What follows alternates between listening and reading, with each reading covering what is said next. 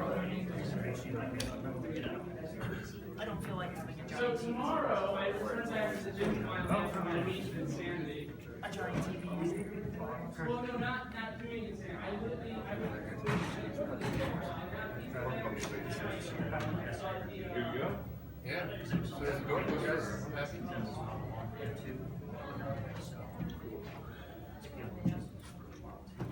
Yeah. Hey guys. Hey everyone. They asked us to kind of give a talk about what kind of stuff we're into. It's kind of related. If you were here for the last talk, they were talking more about kind of the new technology to get some of your retro games on your TV. This talk will be related. We're more focused on the original consoles, putting those on your new technology, high definition TVs, or even monitors like we've got set up over there. So I think we should maybe first introduce ourselves. Sure, I'm Bob from RetroRGB.com. I'm Steve Kulo. I'm one of the founders with Nick of HD Retrovision. Yeah, so what we do at HD Retrovision, you have heard of us a year ago. We're in a Kickstarter to do cabling for our old consoles, and we've been focusing the last year of our life on that project, getting that 75 hours a day. And this is kind of an example image from what we were showing when we did the Kickstarter.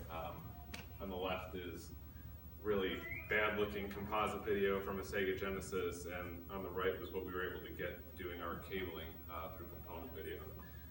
This talk will kind of go over why it looks like that on the left, using that type of cabling, and how you can make it look like this on the right. I really hate outline slides, but this is just to give you an idea of what we wanted to talk about, and then we'll just open it up. You guys can ask us really anything you want. Yeah, you can interrupt us whenever. Yeah, that's cool too. We can stay on this slide the whole time. Yeah. So, I guess what I want to initially show is that these old consoles, most of them, except for the NES, they generate the RGB directly. RGB is what we use as a representation for how we interpret light in our eyes. And we'll go get into that in the next slide. But so these consoles generate RGB, and usually the display puts out RGB light. So ideally, you want to stick with that. But back in the day when developing TV, they had to find some way to get it down into one signal to transmit over the airwaves and stuff like that. And so this is just a simple block diagram, how they normally get from RGB into composite video, which we're familiar with is the yellow connection on your TV. And all I really want to show you is they do a lot of things. And a lot of these steps kind of introduce degradation in the quality. And the other thing I want to show is the farther you go to the right of this block diagram, you got to go back to the left. The TV has to undo all these processes to get back to RGB. So like the console will convert this down into composite video, it'll get with your TV. The TV has to undo these. And when you do that undoing, that's where you get a lot of your artifacts and stuff like that. But we'll talk about that more in detail in a bit. I just want to give you an overview that there's a lot of stuff going on. Yeah. Cool. Yeah, so we just kind of step through actually what's going on here. So your cartridges are, like Steve talked about, typically programmed in RGB. RGB is really based off kind of how your eyeball is interpreting light. And essentially what you're doing is mixing those three colors together to get your final image. And so that's what the consoles are going to have at that level. And then down here at the right of them, kind of showing is your old CRT TVs would actually project those RGB images together using that what is it, phosphor type can. It's a ray tube, cathode ray tube. Yeah. It shoots these things onto this coated screen. So that's where you start. One of the things in the US is we actually never had RGB in our televisions. You could do this in Europe and in Asia, some places, through a cable called SCART, but in the US, we never actually had that. We had YPVPR, very related type thing. It's really just a translation between two ways of saving an image. We can get into the weeds on that if people have questions later. Don't want to spend too much time. Really just kind of wanted to point out that these things are not really RGB, they're colored that way. It's kind of a goofiness to confuse people, but the whole point of this slide is these things can go back and forth between each other. Component, RGB, they're effectively the same thing. There's some caveats there where that's not true, but for the most part, the quality at this stage hasn't been degraded. And so the next step, usually after component, so the first thing that's done when you go to composite video is you do that color space transformation to get to from RGB to something that's your black and white and two color components. And the reason why we do that is our eyes are less sensitive to high variations, like a higher frequencies of color changing. So what we do is we throw a lot of that information away, and that's what these low-pass filters do. And then we end up combining them into one color signal, and that's how we get SVideo. SVideo is the black and white information, and the color information sent separately. And so once this gets to the TV, this gets separated back out into this, and then this goes through the transformation, you get back to RGB. And one little stupid side note is this is why U and B isn't exactly the same as the YPVPR component video we're used to. It's a little different. It has to do with your end result of composite video. It's not really worth talking about unless you really want to do engineering stuff here. And then after SVideo, what happens is so SVideo is an intermediate step to get to composite video. Once you're here, you add these two together, and then you have your composite video, and then when it gets to the TV, the decoder has to separate these two, and that's where a lot of your problems come in. Your rainbowing effects and stuff is because this process of going back out is highly irreversible. I mean, you can do it, you can tweak it and get good results, but you can't, there's no way to perfectly separate information back out. And so that's where you get, like on like referees t-shirts, or referee shirts in sporting events, so you get that rainbowing color, is because you have black and white really close together, and that's a high frequency signal, and it doesn't know to interpret that as black and white changes or color changes, so you get that rainbowing effect because they're kind of mixed. It doesn't know exactly how to decode it. And so that's the hardest thing to reverse when you go back. And I don't know if any of you want to talk about this. Yeah, RF is even worse situation because essentially what you're doing now, back in the previous slide with the yellow, you remember you had the white and red cables alongside. With it, with RF, you're actually doing even more damage to the signal so that you can also fit audio all across the same channel. And then you're, what's going on here is essentially modulating it so you can throw it on channel 3. It's a whole lot of stuff you're doing to the signal, cramming it down, and that's why it looks really, really bad. It's very susceptible in the noise. Yeah. So the more stuff you do to get it down into something that's more easily transmittable, you have to undo it. But back when we were growing up, this was the only input you had on your TV. And this it was on every TV, so yeah. That's why all the old systems had some way of doing it. You guys kind of talk about the history of this, how originally it was black and white and mono, and as an afterthought they had to cram color and stereo into the same bandwidth.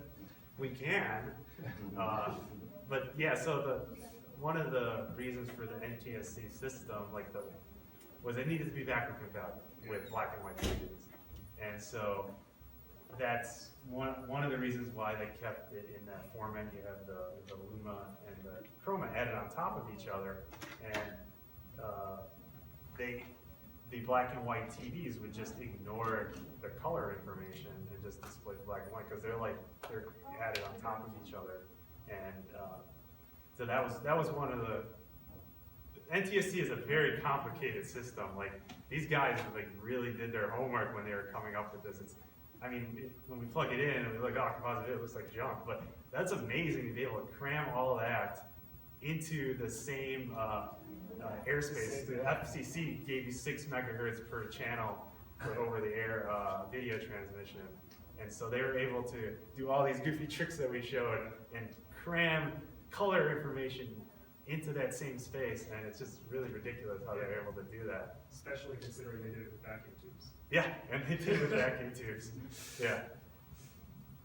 So. Other questions before we just show you guys some pictures?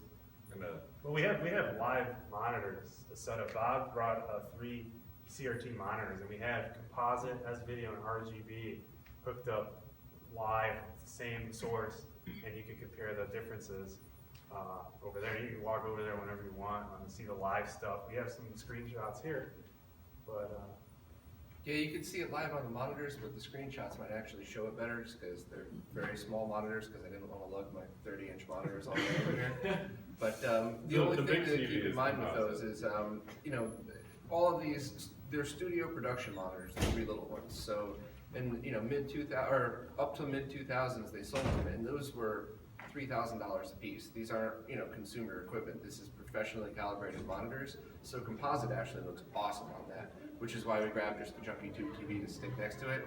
Unfortunately, it sticks out a lot more because it's 3 times the size, but you'll be able to really see the difference in what Composite color bleed is versus SVideo in the middle and then RGB on the right. And we tried to calibrate them as best we could, but they're 20-year-old monitors, so we did our best. And actually, Super Nintendo's Composite is not quite as bad as Sega Genesis. Sega Genesis, you'll notice that we'll show some images, but you get a ton of color bleeding. What you should really look out for on the Super Nintendo, it's typically called, I guess, dot crawl is one way of putting it.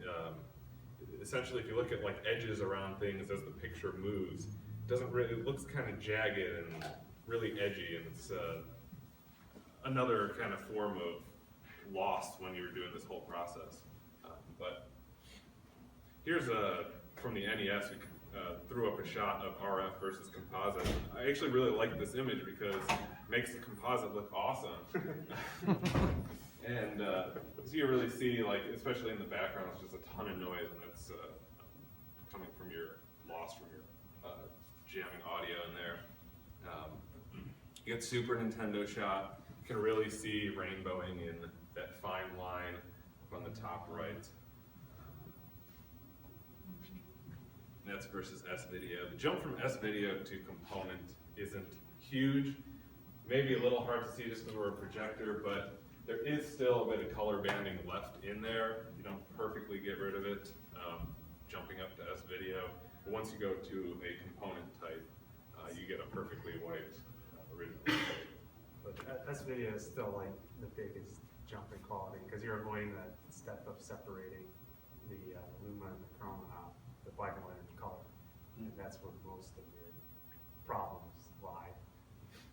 And with the SNES here, this is great because you had SVideo already in a cable. Right. You could do without having to do anything Yeah, special. SVideo is present on the SNES, not present on any new TVs. Yeah, right. Exactly. How did you get RGB out of the SNES? All Super Nintendos that are the larger one have it you need a cable, just plug Is a it cable just in the the back. start? It's kind of like the start cable? Yeah, exactly. Yeah, the yeah. Mini needs a little modification to it. It's really easy though. Yeah. But I'll get into it later on. The older versions of it could actually be, the oldest versions of the SNES really can't be modified at all, but the last few versions of the big one could be modified to actually look even better. So that's what we'll get to at the end, is how to make them look as best as they can now. Okay. Had some stuff from Shadowrun. You can really see color bleed in this guy's jacket on Composite. And then going from SVideo to Component, I say the biggest difference you see here, which is kind of hard to see on the screen a bit, but you get the colors a bit more right. If you're looking at this on your laptop, you'll see that its face is a bit more orange. It's a lot more well defined on your RGB and component. Genesis, like I said, the color bleed is a lot more apparent there. Like anywhere there's white text is kind of ruined. There are a lot of variations though, because they've been making the consoles for Genesis for like 7 years. They're making the hardware, so they change things inside. They use different hardware chips, and some Genesises have less color bleed on their composite than newer ones might. But to avoid it completely, you can use SVideo or a better method. Yeah, you really see it, I think, best in this image with that. Yeah, with the life bar. The life bar just looks like a big rainbow. Which Genesis models have you had the most success with? Because they have totally different RGB systems in them. Like starting, especially Genesis 1 to Genesis 2. The Genesis 1 had like stereo out via a mini jack, but not to the TV. And none of the others had a mini jack at all, but they had stereo out and they had the multi out. I mean, they're just totally different output systems. So which of those have you had the most success with, and which ones did you test here? This one is a Genesis 2, and that has, like you said, it has the RGB and the stereo out through the back. Yeah. There's cable manufacturers that have made adapters for the Genesis 1 where you have the main plug out of the back, and it has a little like 1/8" jack that goes around to the front and plugs into the headphone jack to tap the stereo audio. Yeah, that's the one. Yeah. And then that's what feeds those. By demodulating the composite and putting the, how do they do it? No. No. So all versions of the Genesis use Okay. the same initial video chip, the brain, the raw data that comes Right, out. but everything after that's different. All of the processor uses the Sony CXA chip. There's a few different versions in it, but the Sony CXA is really, a higher end video processor, which is why you get, such high quality RGB, not such good quality composite, because they concentrated on that. There's different versions that do a little bit better, but for the most part, the signal quality is almost the same. The only time you really run into huge differences is just natural aging. Some capacitors are, not working, shielding issues. Some of the older versions have, the big huge shield on them. The newer ones don't because they didn't need it. But the AV ports, that's the main difference that you're talking about. And in the Genesis 2, it's the same path from the CXA chip through the resistors, capacitors into that. But I mean, like Steve said, you could actually get the converters now where it's just, you plug one thing in the back of the Genesis 1, you plug the stereo audio in the front, and then it has a Genesis 2 back on it. So it makes it compatible with everything, the 32X, everything. You just use the same single cable, no matter whether you're using SVideo, RGB, whatever. So.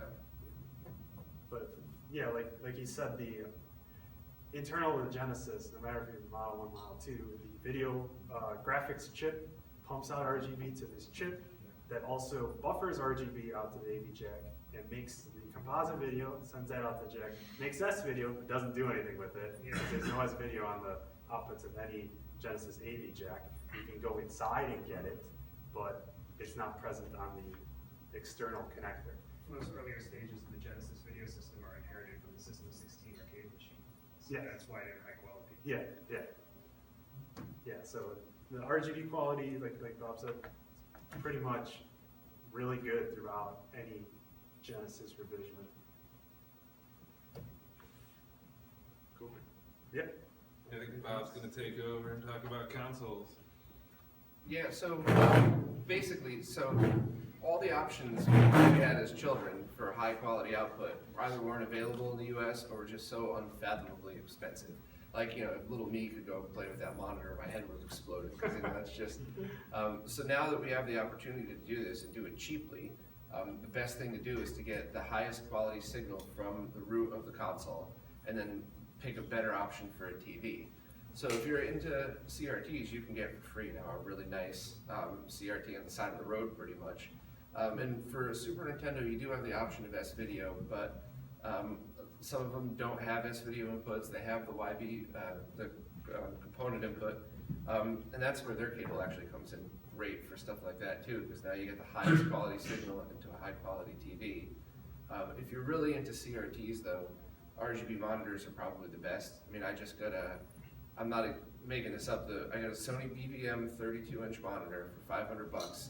When it was new in 2003, it was $28,000. It's more than any car I've ever owned. I got it for $500, and it's mind-blowing. What's the cheapest CRTs? Awesome deal you found. That was probably it. That one, and there's one other rare version of the 19-inch BVM that was even more. I think that was $29,000, and I got that for $200 or something. And it's just, you know, these aren't, while they are TVs, that's not what they were designed for. They were designed for calibrating video, making movies, for medical devices. You're looking at, you know, like Yale would have their scans. So when you put these old video game systems through them, it's pretty incredible. I mean, it's a little tough to see on the 8-inch. You have to get close, but I mean, if you're into CRTs, then that's, you know, that's definitely a way. But most people like to do it on the new flat screens because they're small and cheap and everything, and that's when you have a choice between going RGB into an upscaler or using direct component in. And some, even when you want to do that, the TV that you use, the flat screen, is actually going to depend on the signal that you want to get to it. So a lot of them, you use an upscaler, matches it to the resolution, and that works. Sometimes you can go directly component in, so there's lots of 720p plasmas. So where the resolution's tripled right into it. Their component cables work great for that, much better than the cheap little converters. But in America, you can't usually get any TVs that have RGB inputs without modification.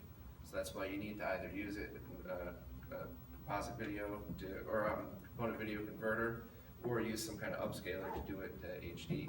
And the thing that I've become my weird passion is trying to get the best possible signal out of every single one of the old consoles. So then whatever you decide to do with it after that, it can't get any better. So that's when it really makes the biggest difference. So when you see things like the Sega Genesis Composite, that was so notoriously bad. If you look at any of the Sonic the Hedgehogs where there's like a waterfall, it looks like a waterfall, but you put it in an RGB monitor or an upscaler, you see these little square blocks going down because the developers knew it was so bad. They put the colors together knowing they were going to bleed and create that waterfall effect. So we've actually noticed this on NBA Jam too, back like right when we started this whole cable project, and we posted some NBA Jam images. We had somebody, I don't know, it's an email or comment to us that he actually liked NBA Jam and Composite better because the shadows on the characters were pixelated in such a way that the developers knew that it would blend to look like kind of a smooth shadow of the feet. Whereas once you plug in RGB, it's, you know, you can see the discrete black pixels. So clear and so sharp that you see all the edges of everything. Yeah. So. For that same reason, emulators often have a mode where it tries to simulate the effect of putting the signal through a CRT. Yeah. It's actually something we experimented with. Yeah. We have something we can implement in real time, and maybe a future project. The biggest difference though is anytime you add a filter to a piece of hardware, it's usually, you know, real time. You know, all the filters you put through emulators add a few frames of lag to everything. So, and that's one I didn't even realize it until recently, but I'm really sensitive to lag. So I can't just, you know, put a filter on, because if you ever try to play like Mega Man or something, you have to those very precise jumps. If the lag's off, you're gonna die every time. It'll drive you crazy. So. Yeah, exactly. So that's actually why we got listed on here. One of your options is a FrameMeister, which is an upscaling device, which will take the raw RGB out of a SCART cable with like a D-terminal adapter on it. And that's a very complex thing to do, to upscale to 1080 and have it look good, and without introducing a bunch of lag that would ruin Mega Man for Bob. And FrameMeister does it really well, but that's also why it costs like $350 if you can find it. And you know, for some people that's a little much to put forward. People who are super into it will shell that money out and do something. Yeah. I guess the only other thing I forgot to mention is the main way to get RGB out of consoles is through a SCART cable, which is what they had in Europe. These big ugly connectors that had every signal in them. And they're just terrible for the most part. You know, they're not very secure. You need shielded cables inside, but it's really the only regular way to get it. So unless you're a total nerd like me and you want to take your consoles apart and put your own connectors on, you can actually go on eBay, and there's another guy who has a store in the UK, and get them to plug directly in with no modification at all for most systems.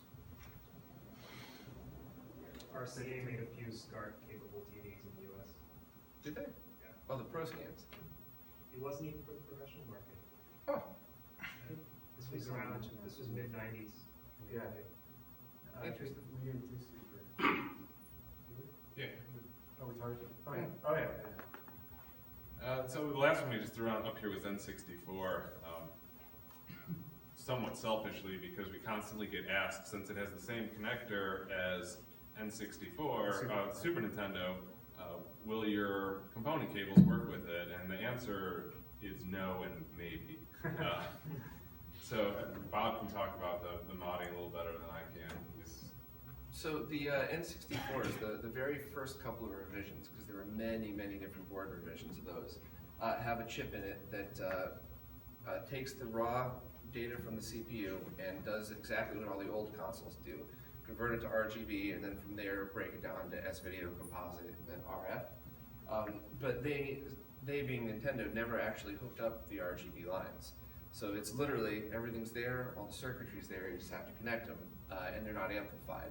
So you could make your own chip, you can buy pre-made, but basically you just connect from the points on the motherboard that have that output, processed output, through a little amplifier, and then that's it. That same multi-out connector that SNES had, you could use the same RGB cable or the same component cables that they've made, and it just works.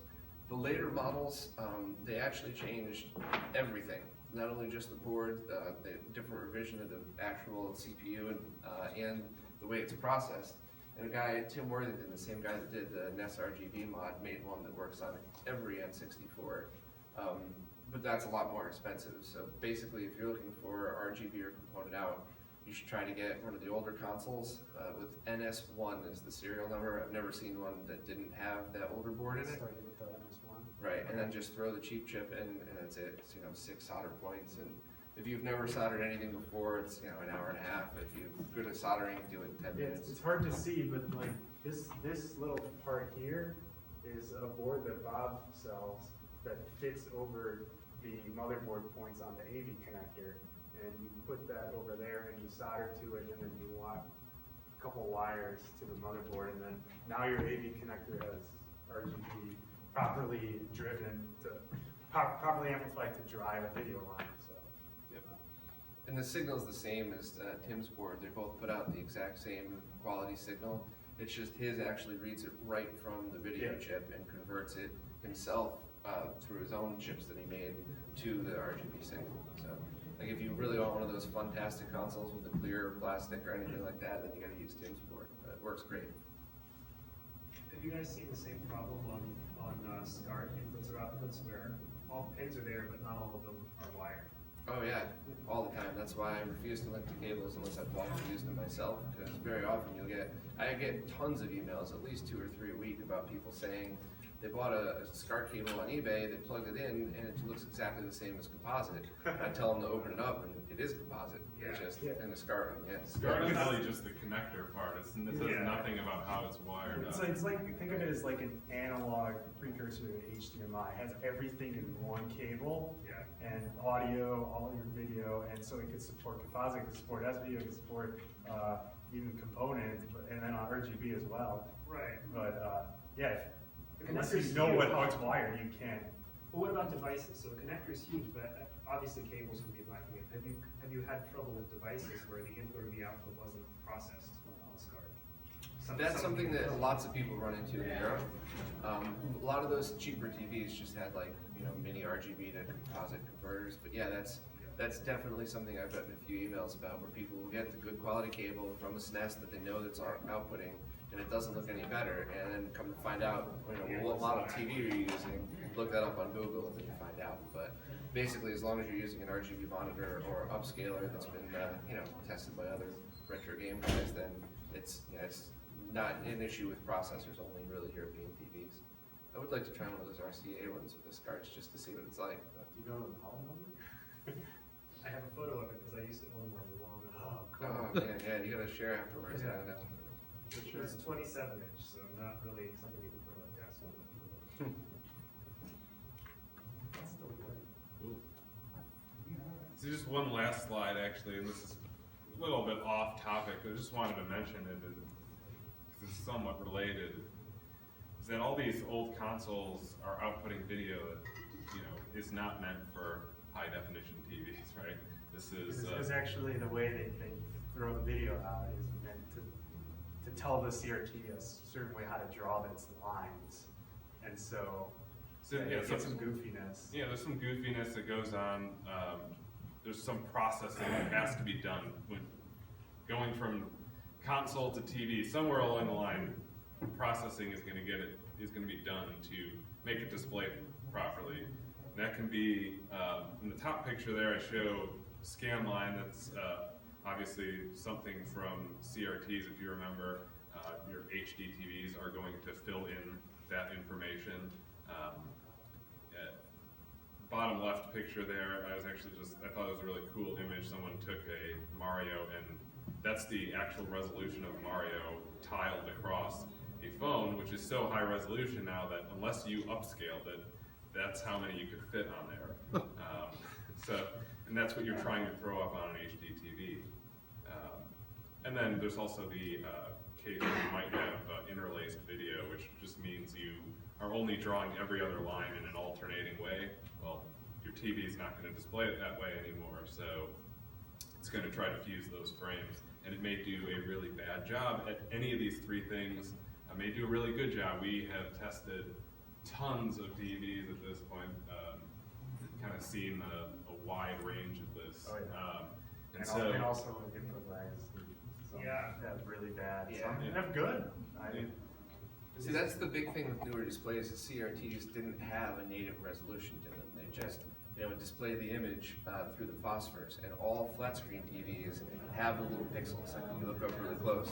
So you have to change that signal to match that exact same pixel count with the bigger TVs.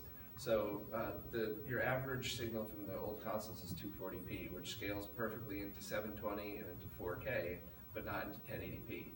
So if you have a 1080p TV, and if you don't have an upscaler that does it correctly, it's not going to look good in most cases. All of those flat screen TVs have their own little cheap upscalers built in, otherwise it just wouldn't work. And those can add a ton of lag. That's another reason sometimes you might want to match it. But I've actually seen really great luck doing just component. Even some of the newer 4K TVs, even the cheaper ones, it's still a cheap TV, but because it goes in without stretching, it looks pretty good just in its, for a cheap solution. So. This actually brings up a really good point. As we move now past the HD TV era into these 4K TVs, you may now have your $350 FrameMeister, which does an awesome job of scaling your video games to 1080p, and then you will be plugging that into a 4K TV, which will now do its own upscaling again. And so it may not be so awesome anymore depending on the TV. It's just something to be aware of as we move forward. It's all going to be issues to deal with to keep playing original hardware on modern day TVs. Are there any tricks to finding a low latency HD TV other than what you mentioned, trying to use the higher quality inputs and switch to game mode? The way I've known, and it's pretty technical, is I brought a Sega Nomad to the store.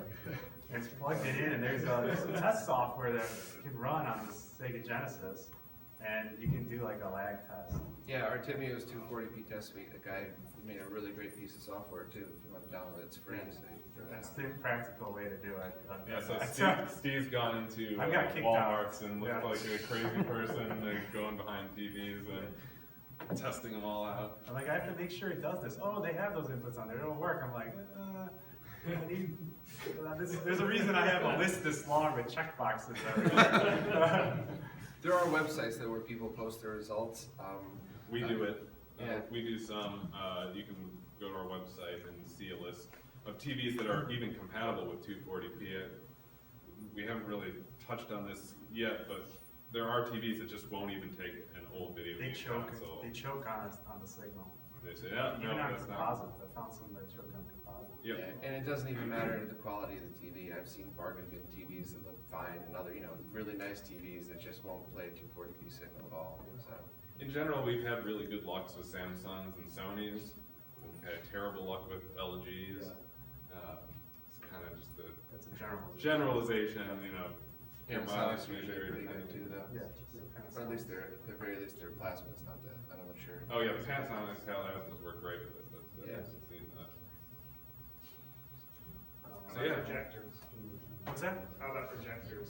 I haven't done much projector testing. Yeah, it's the one thing I've never really tried. I mean, it's just, there's inherent processing in the projector itself, so I just assumed it would always add lag and the color, you know, depth, quality of it. I'd rather stick to CRT or plasma. I can answer about the projectors. Dark levels are a bit of an issue. Quality looks fine, but you're gonna have a little bit of lag. Do you have your Nomad here? I do. I do have it. We can hook it up. I don't have the test software, but I do have the 6-pack. So I have your choice of Streets of Rage, Sonic, Golden X. Yeah, we could try it if there's. Yeah. Any other questions for anybody? So with the N64 mod to create the RGB connection, would that then, do you think that would make the SNES cables, the RGB cables work? Yeah. With the component cables? Yep. So it would be more of like a definite. They're Are you talking about and our regular cables? Yeah. So officially, as of right now, we get that question all the time. But our official answer is maybe because we plugged in every single revision of the SNES. Like we saw that it took like 6 months, and I put all the signals on oscilloscopes and I measured the voltage, peak to peak, offset, and source impedance, all these consoles, and I can't guarantee that I'll work on like a modded 64 that could have been modded in many different ways. But we're actually in the middle of pursuing an idea where we would be like, if you have this modded by this service, it will work. We've had beta testers plug it into their mods. And it works. And it works great, and they like it. Yeah. This is a really long answer to your question. Yeah. It's probably, but we can't guarantee it. Yeah. If somebody mods it right, it'll work. Yeah, So- yeah. Going on about N64 mods, I recently had mine modded with Tim Worthington's board. Okay. Is there any avoiding like that? Do you guys notice like a filter or anything? Oh, yeah. Oh, Yeah, okay. so like I'm kind of touching on like phone dorks, you know? Yes, they oh use yeah, that. exactly. So If you have Quake, you could actually go into the settings and turn that off to see what it would look like. Really? That's a software setting that's been programmed into the games. It's not, there's been a few people that have been working on ways to try to add something into the N64 itself to remove that. I think what they're actually doing is drawing the lines 3 times and to overlay it over it, but that's an inherent thing in the N64 because they were trying to make the 3D look softer and more realistic. They didn't want those jagged, sharp edges. But the best way to test that, to see what it's like, is just play Quake for 5 minutes, and then I think it just says video filter. It doesn't say anti-aliasing, but that's pretty much what it is. And it's shocking how much better it is, you know, without it. But that's the HDMI mod that's coming out for N64. Does that bypass that? I don't know if it it's one of the bypasses. filters they uses, and I think Marshall was talking about how I'm probably going to get this wrong, so definitely check his forum. But it's not that they change the signal; it's that when they rewrite the lines a different way, so it overwrites each other to make it sharper and clearer, and it somehow doesn't add much lag at all, if any. So that was definitely pretty cool. But yeah, that was my complaint from N64 since the first time I modded mine. It just went, why does it still look bad? Yeah. Is that HDMI mod still even going, or is it like vaporware now? No, it's ready. I think his official stance is it's going to be distributed through modders directly. Yeah, I heard that, but then it was And like, I that was in think- May. I think stay over the stay last- tuned. Yeah, Stay tuned. This month maybe. Yeah. Keep your eyes open. Yeah, the guys from My Life in Gaming actually have a demo unit right now that they're testing. And there's a couple guys in the US. I'll be selling the do-it-yourself kits if you want any of them. It's as complicated as Tim's mod for his N64 board, so it's definitely not easy. But yeah, it's real and it looks great. And it should, I mean, at the very worst, it'll be out before the end of the year, but it should be before that. So. Won't be able to disclose any pricing, would you? No, but I don't think it's finalized yet because he still has to buy it. A lot of people don't understand what goes into making these boards. Oh, yeah. Because when you think, oh well, the board cost $100. Why is he selling them for $150? There's so much more. Yeah, well, involved in that, work so. for manufacturing companies, so I'm So familiar you know. with it. Yeah. You and 5 other people know, but. Yeah. That's not the general public. Dreamcast Component, when? We have a prototype. With us. I'm aware. And I think it was during the Kickstarter campaign, I got the 480p component working on it. But we're in the middle of production right now on the current stuff, and it really eats a lot of time. We want to get to it quickly because we think we can reuse a lot of the same manufacturing tools for it. But I mean, I can't guarantee when that's going to come out. It's difficult. Like we have. There's 2 of us. Yeah, there's 2 of us, and it's a lot of work, and I'm very like detailed and particular, and I measure everything a zillion times and make sure it's right, and so that's why this stuff takes a while. But we're happy to show you the prototype that we brought with us. The older prototype, that I built for him as like a Christmas gift. Before this was even a thing, we might even think about letting other people want to buy it. So, So you think you had to?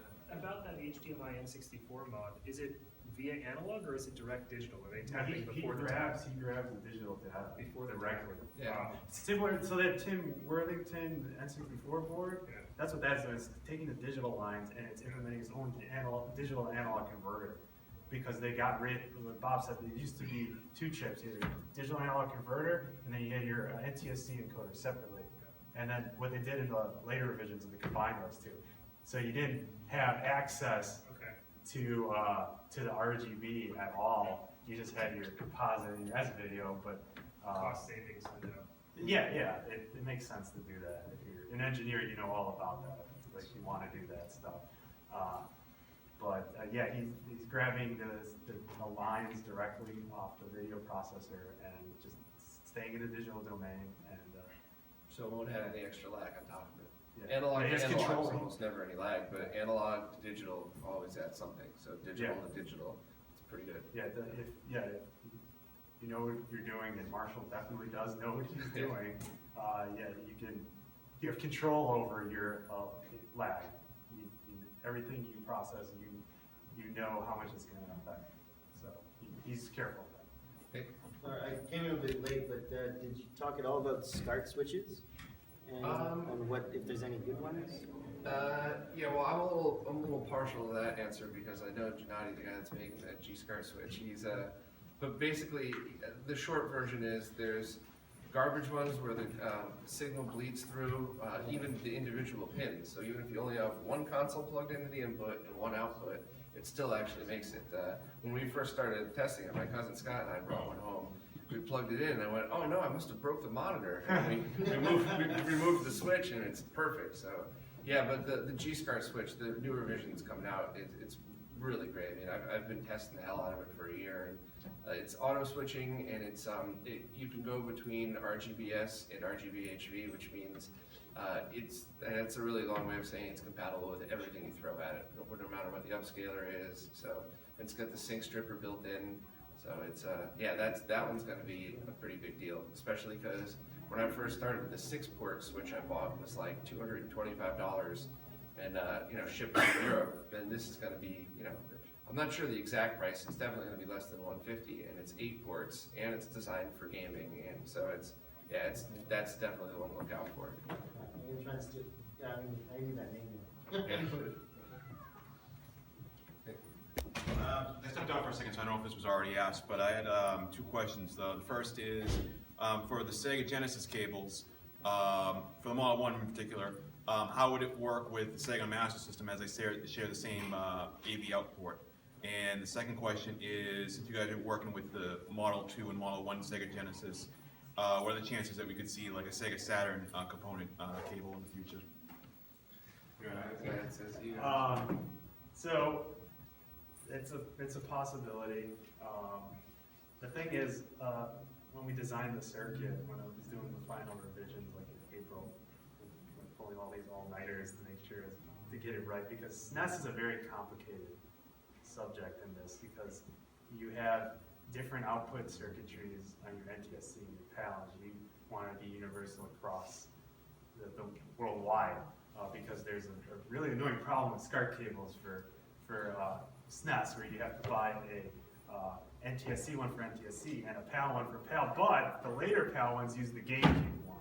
And so it's really goofy, and we just want to eliminate that. And so we came up with a universal circuit, and making everything so it works with all those SNESs has a side effect that the circuit is very robust and will work with might work with a lot of different things. And so the next step for us is writing software for any other system that we want to make cables for, so that we can do that same kind of testing.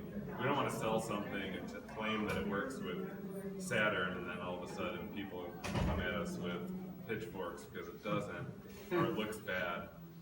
As for your first question, the Genesis 1, so actually we just posted about this last night. We've combined our Genesis 1 and 2 to a single cable.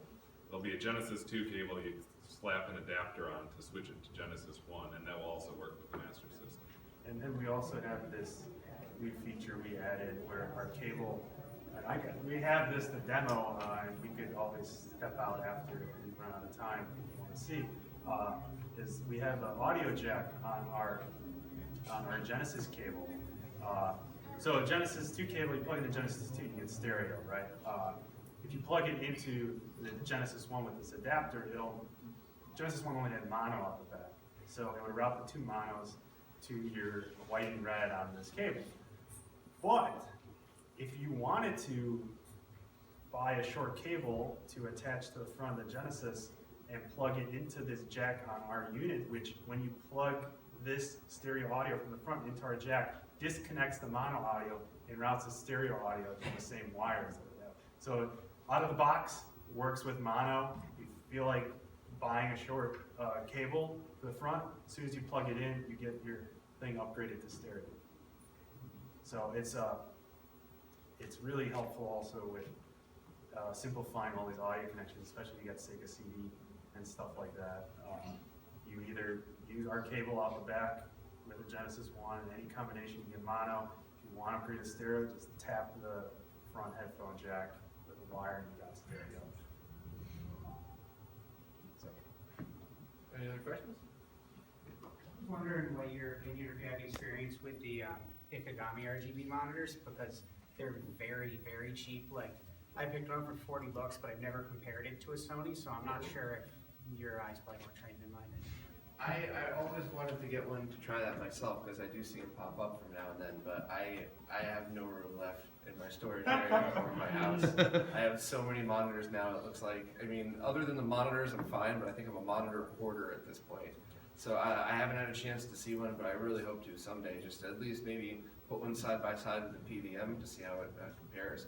I do know a lot of these in Asia, especially now with the LCD TVs, one factory used to make the tubes, and then they'd sell them to all these different places, and they would put their electronics and their casing on it. So I've heard people say, oh, it's the same as a PVM, but I honestly don't know. I would like to see eventually, though. No question. Is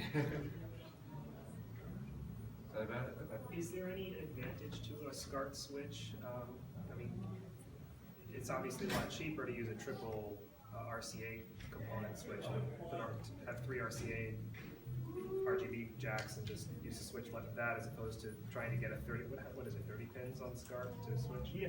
Is there an advantage? So just remember that these cable ends, all they are is just cable ends. You know, SCART, VGA, RGB, it's just the name of the end of the cable. Any switch that's designed to not have signal leakage is going to be good. So, I have an Extron Crosspoint 32 input switch, and it's all BNC connectors, so I made all my own cables to have it like that, and that's great because the switch itself is designed for it. So yeah, sure, you can go buy for a couple bucks one of those composite video switchers, but it's going to bleed into each other, and it's, even though you could technically use the left, right, and composite as RGB, it's No, I meant a genuine RGB switch. You can buy them for not that much. Oh, Less than a SCART switch. I mean, if you said a SCART switch is 150. No, the ones with the more inputs, the more expensive. So you can find just a 2-port SCART switch for $20 and it works perfect. But yeah, I think most people who are really into retro gaming aren't going to have 2 consoles. They're going to have 10. So that's why I'm concentrating on the higher input switches. What I never understood is why are we still using the big SCART when there's no, you don't usually accept that at the end point of your transmission. Like, why don't people just make cables with like DIN connectors on? Yeah, I always wondered that myself. Is it the stuff, because there's room to stuff? I think it's because because people just already made the cables for the SCART. There was no other standard. I mean, even the SCART standard only exists because the government of France insisted on it, and nobody wanted to make TVs for Europe. Right. It couldn't be sold in France. Right. So, But basically, if somebody just buys and makes a ton of cables with like VGA inside them or something, and that would remove the need for SCART altogether. Like a lot of people use the FrameMeister, and FrameMeister has an RGB input that's SCART compatible, but it's just an 8-pin DIN. I was wondering why people just don't make. Yeah, just go there. Just because they haven't. It's really the only. And your switchers are like this big instead of like this big. I don't know. Someone thought. I think people are lining up Yeah. outside. So we've overspent our Find us afterwards if you guys have any questions or anything. I'll be wandering around all day. Thank you guys. Thank you guys.